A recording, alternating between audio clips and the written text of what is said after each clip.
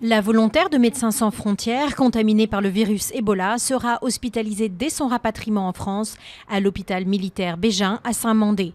Cette femme, dont la fonction n'a pas été précisée, faisait partie du personnel médical de l'ONG, présent au Libéria, et se trouvait sur place depuis plusieurs semaines, a indiqué l'ONG.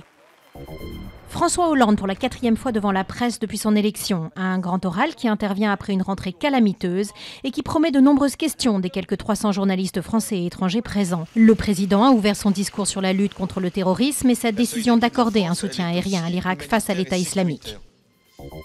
Dans l'Hérault, 4 personnes sont mortes et 2 portées disparues après de violents orages dans la nuit de mercredi à jeudi. Vers 23h30, le Bitoulé, petite rivière qui longe le camping municipal de Lamalou-les-Bains, s'est soudainement transformée en torrent. Une vague de plus de 2 mètres a emporté camping-cars et caravanes.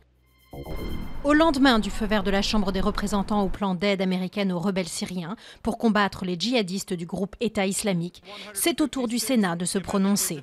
Ce programme est le premier volet de la stratégie anti-djihadiste présentée par Barack Obama la semaine dernière.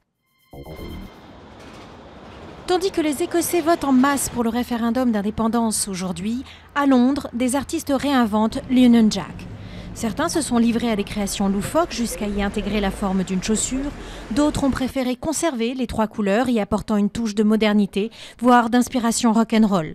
Dessiné il y a plus de 200 ans, il combine les couleurs des 3 saints patrons de l'Angleterre, l'Irlande et l'Écosse. Et si le oui l'emportait, il faudrait peut-être décider d'un nouveau design.